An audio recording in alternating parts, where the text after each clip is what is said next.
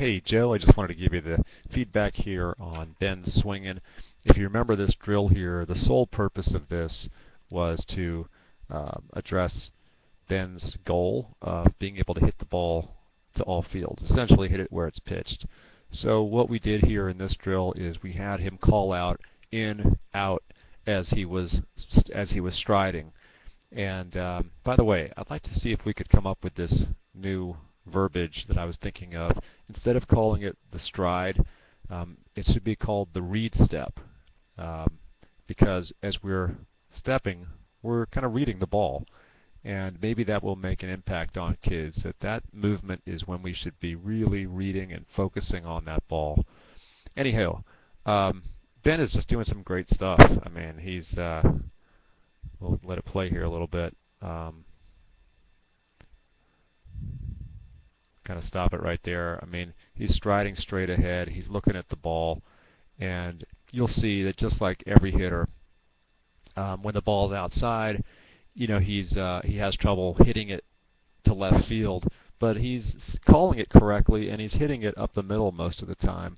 And I'm not worried about it. I mean, he's 10 years old, and you know, the fact that he even knows you're supposed to hit the ball to all fields is plenty good. And he's reading the ball.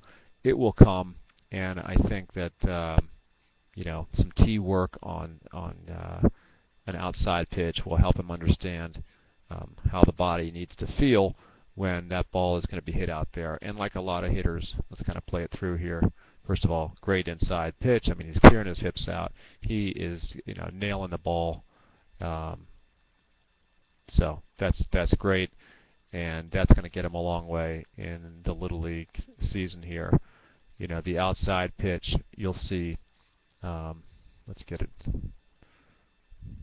Okay, that's another inside pitch. Let's see what he does with this. Notice he's doing a good job of striding. He's basically striding straight ahead, and yeah, his foot's a little bit off the line. It's okay, doesn't matter. And you know, boom, here come those hands and the bat's following, and you know, just a lot of good stuff going on.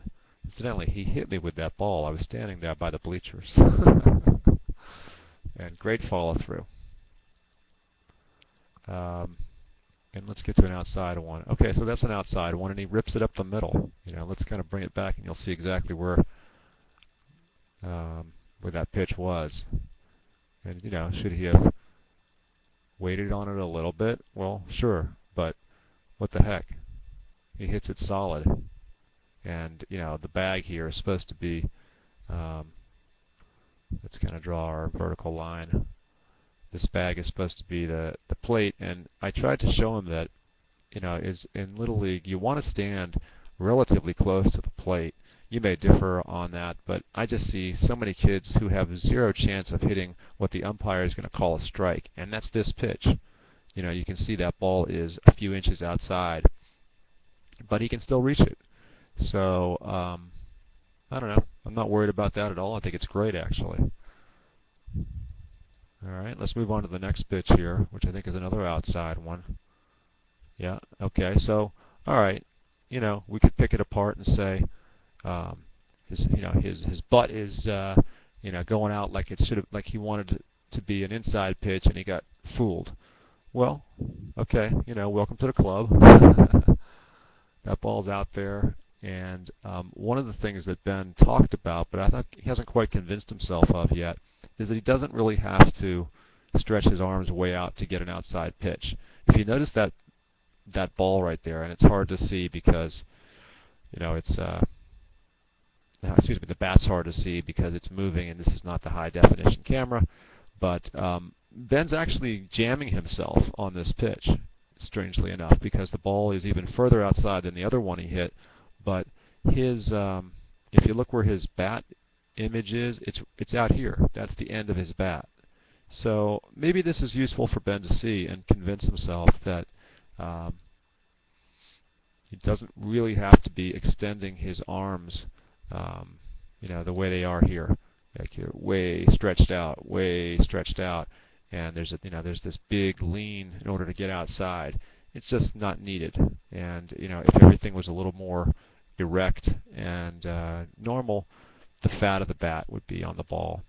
And maybe this is another good drill for us, is to do the Stan Musial drill with him grading 1, 2, and 3, and try to get this outside pitch on the 2 part of the bat.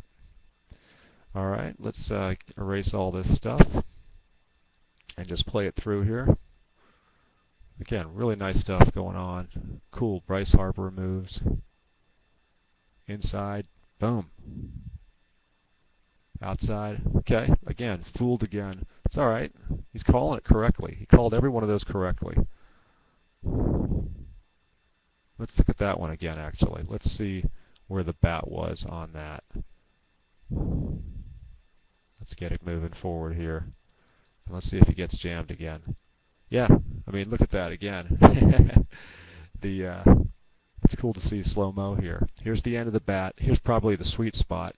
He's reaching way out for a ball that is, how many inches is that outside? It's a lot. It's probably 10 inches or more outside, and he's still able to jam himself. So that maybe is the big takeaway from this slow-mo drill here, is that on that outside pitch, let the bat do the work, not your arms, not your body leaning out there. Your bat is plenty long enough in order to get that outside pitch. So I'm going to get you back to the beginning here. You can just watch it all. And let's do it. I'll shut up now.